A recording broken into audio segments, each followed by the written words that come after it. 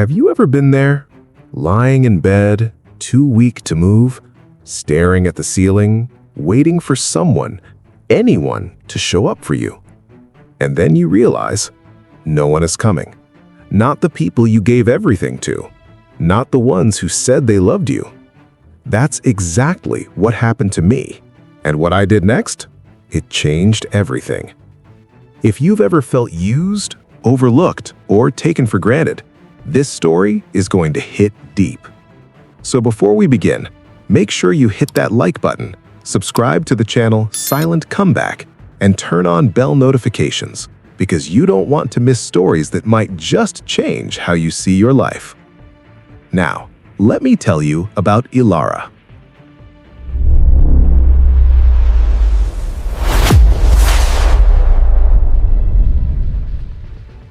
In a quiet village tucked between two hills, where the road curved so gently you could never see what was coming next, there lived a woman named Ilara. She wasn't rich, she wasn't famous, but everyone knew her, not for who she was, but for what she did. If a roof collapsed during the rain, Ilara was already there, soaked, exhausted, but working. If a child got sick, she would sit beside their bed all night, whispering comfort until morning came. If someone felt lonely, she didn't offer advice. She just sat beside them, in silence, until their pain softened. People used to say, Ilara has a golden heart, and she believed it, because helping others made her feel like she mattered, like she had a purpose. But behind that kindness, there was a quiet pattern, one that Ilara refused to see. Her husband Rowan wasn't a bad man, but he was distant.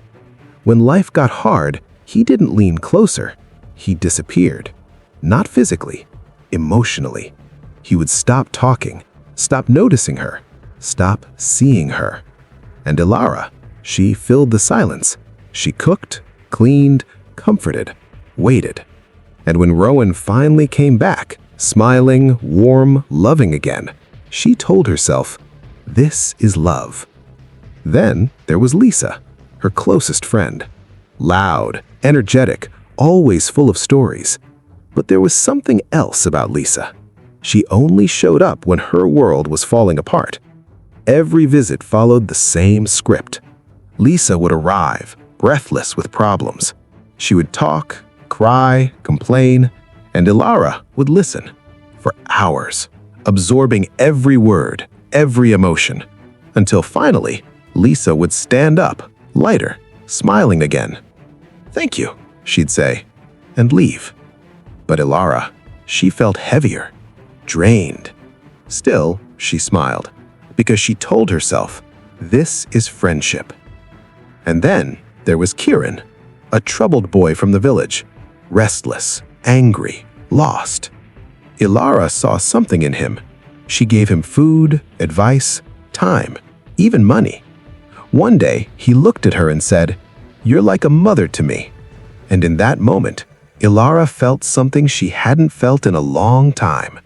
Needed, valued, important.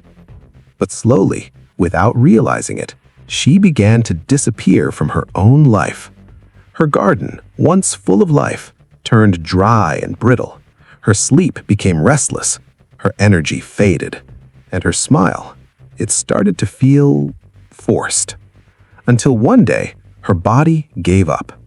It wasn't dramatic, no collapse, no panic, just a quiet sickness that left her too weak to stand. For the first time in years, Ilara needed help. So she waited. Day 1. Ilara helped, but something felt off, like he was doing a task, not caring for a person. By day 3, he sighed more often. "There's too much work," he muttered. "I'm trying my best." He wasn't cruel, but he made something very clear. This wasn't his role. Lisa came once. She sat beside Ilara's bed. For a moment, it felt different. Maybe this time she would stay. But then, Lisa started talking about her problems, her stress, her pain, and Ilara just listened. Again. Before leaving, Lisa smiled lightly and said, "You'll be fine, you always are," and walked out. Kieran didn't come at all. Days passed, silence filled the room, and Ilara lay there, staring at the ceiling, waiting, hoping, breaking. But then, something unexpected happened. She didn't feel anger. She didn't even feel sadness. She felt clarity. For the first time, she saw everything as it was, not as she wanted it to be, not as she had convinced herself, but as it truly was. The people she gave everything to were never really there for her. The love she believed in was conditional, transactional, fragile. And then the truth hit her, quietly, sharply, unavoidably. I was never being loved. I was being used. And that realization, it didn't break her, it woke her up. 2 weeks later, Ilara stood up, weak, slow, but different. She walked outside, to her garden, dry, lifeless, forgotten, just like her. She knelt down, touched the soil, and began pulling out the dead plants, one by one. Not for the village, not for Rowan, not for Lisa, for herself. That was her revenge. Not yelling, not cutting people off overnight, not proving anything. She simply stopped giving where she wasn't valued. The next time Lisa came, ready with another story, another breakdown, Ilara raised her hand gently. "I want to say something first." Lisa froze, because this had never happened before. And Ilara spoke, calmly, honestly, about how she felt, about the silence, about the absence. For the first time, Lisa didn't talk, she listened. And something shifted. Rowan noticed too. Ilara stopped fixing everything, stopped filling every emotional gap, stopped chasing his attention. At first, it confused him. Then, it scared him. Because for the first time, he had to step forward. "How are you feeling?" he asked one evening. "What do you need?" Simple questions, but real ones. Months later, Kieran returned. Quieter, changed, ashamed. "I should have come," he said. "I didn't know how to face you." Ilara looked at him, not angry, not emotional, just clear.